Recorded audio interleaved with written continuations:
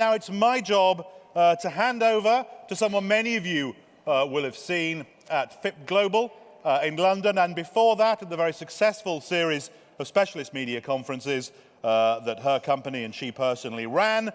So please welcome to interview Mark van der Kamp, the CEO of Escenic, Carolyn Morgan. Carolyn. Thank you, thank you. Right, you can put the mic on now. Is it on? Brilliant, brilliant. Thank you very much. Right, okay, this is going to be a very quick kind of conversation about digital storytelling. I just want to introduce Mark, who's the CEO of Escenic, who provide content management systems for news media. And together with a company called CCI, he's developed a platform called Q, which innovates the way that journalists tell stories on digital channels. So I guess what I want to talk about to begin with is how you think traditional journalism and storytelling is changing for a digital environment. And because we're talking about a visual thing, I think we have some slides. Do we have some slides? Yeah, we do. Yeah, brilliant. I'll bring them up here. So thank you all, and thank you also here for getting back from your nice coffees. Digital storytelling, that's what I want to focus on today. We are a tech company and we do work with media companies only. And today I want to focus on a particular thing. I want to cover story anatomy, or the anatomy of content. And this is, we believe, an essence of the change of traditional storytelling to digital storytelling. So let's start, and I'll give you an example there. If you look over here, this is a quite ordinary story online. So the story itself has an insert there, a social media post. So the traditional way that we think of storytelling in the newsroom, in our tools, and how we syndicate content, what we think is a unit of content, is to look at this as a whole, and then we identify fields, right? We have a headline, we have a lead text, there is a main illustration, a lead illustration, and then there's this body text there. This is the paradigm we live in. This is what print media use and have done for hundreds of years. We have changed this a little bit for digital storytelling, though. You notice a piece there, the social media posts. So for digital, for online, we have introduced the insert or the embed. It's a piece of code that renders something for social media, right? So this is the paradigm where we live in today, traditional. Yeah. However, if we look at what stories are being created to drive audience engagement, to increase engagement, here's the same story with a few more inserts here. So we do more inserts. If we look at the same brand here, again from the Daily Mirror, one of our clients we work with, here you see the inserts take over from what you can consider the body text. And if you take it even further, this story here, this is an example from The Guardian. Here, the inserts, or the, as referred to this morning, the multimedia, it's a bad word, I know. The multimedia here are actually the narrative elements. They tell the story, not the text. And here, even another example, this is one of these scrolling and interactive, highly interactive pieces from CNN.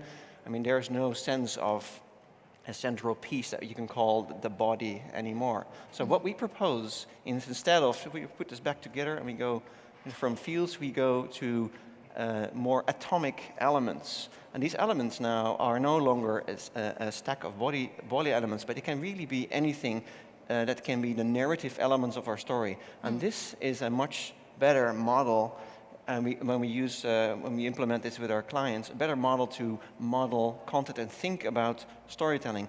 This is a better way from moving away from print media to digital media, and this was reflected in the way you think about creation of stories. So no longer just the writer that writes the story and another person that adds and spices up the story with some images, but rather think as a whole in this. I think it's also mentioned by Gary in the morning, where he said, don't think of this as the whole. Yes, so, okay.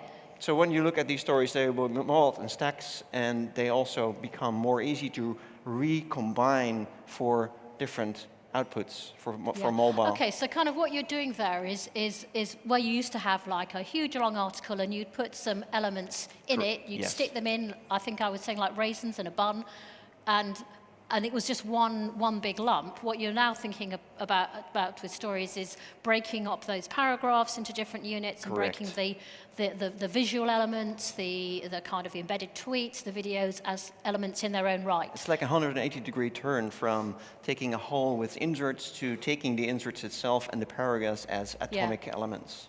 Yeah. Okay. So what's involved in creating these kinds of digital stories that are a bunch of different elements? What do journalists have to do in order to build these kind of stories? The first thing the journalist should do is forget about that these are atomic elements, that they have to think in technology. So we want to provide, I think I have a little You've got a little illustration step-by-step here. or something. So yeah. rather than throwing a web form at users where they need to fill in all the fields, I mean that's what everyone hates to do. We rather provide a very open Google Docs style experience where you can just start entering these elements. And of course, text is still an important medium, still important to write stories, so it's rich text. Yep. But each of these paragraphs is a separate object. They're no longer one blob, but they're separate objects where I can attach metadata to. I can attach and stack them together with other elements that tell the story probably even better than a piece of text. I mean, you have different text formats. We can move them around. We can, of course, use social posts or videos to tell pieces of the story. So no longer text as a massive monolithic thing, it's rather a stack. And when you distribute this to Facebook and to Twitter, Yeah. it automatically will filter out the elements that don't work. For instance, for print, it will filter out video, because that's not something that renders there, right? Yes, yeah, okay, so it's actually the visual elements that are telling the story. Correct. And the copy, the text, is the sort of almost like the secondary element. Right, so the text is no longer the excuse to insert objects. The objects itself are the narrative. Yeah, and then what the journalists need to have is almost like a collection or an archive of some of those rich media elements, those visual elements, Yes. which they can then pick and choose to create a story. Right, and then when we work with this, we create workflows around it, and the system will help you identify these pieces and help you put together this story in a very clever way using some AI. And I guess we tend to think about kind of digital articles based on what we see on the web, but of course now everybody is looking at stories on their phones. Yeah, definitely. So how is that also changing? What's the next step? So one of the upcoming platforms, I mean, we all know Snapchat, Discover. Google has created this framework. It's magnificent. It's fantastic. AMP stories, and here's some few examples there. What kind of visual storytelling you create with this tool? And I think this is going to be launched somewhere in the spring, early summer. So we are on this platform already, and these examples here are probably handcrafted. But what we do with this, when we break up these stories in elements, we can also model this type of storytelling very easily just by adding, the grouping of elements on a page or a slide like this. So with the same ease in which you create content with single elements, you can do and repurpose content as a visual storytelling for mobile platforms, and therefore, with the same effort, reach new audiences. Okay, so if journalists have got all these different items, these different individual elements, most of which are visual, it makes it much easier to then create a mobile version. Correct. Yeah. Another interesting thing is we're working on content personalization. Yes. And content personalization, when we think of content personalization, it always is topic-based. So you have certain interests, so you get stories on a mobile page or a home page, and I get different stories. So it's topic-based. But they never thought of the format. Because with this in place, we can programmatically provide you maybe with a more visual storytelling. So it filters out images and provides you with images, and maybe I'm more old-fashioned and I'd like to read. Yeah. So then it filters out, it takes less. So personalization on a content format level. This is what's made possible now with these that's interesting. atomic items. Yeah, brilliant. Thank you very much. I know we're very short on time, but you and your team are... We're in the back there. In the back somewhere. there, if anybody wants to pick up any of these conversations. So thank you very much. Thank you very much. Thank you.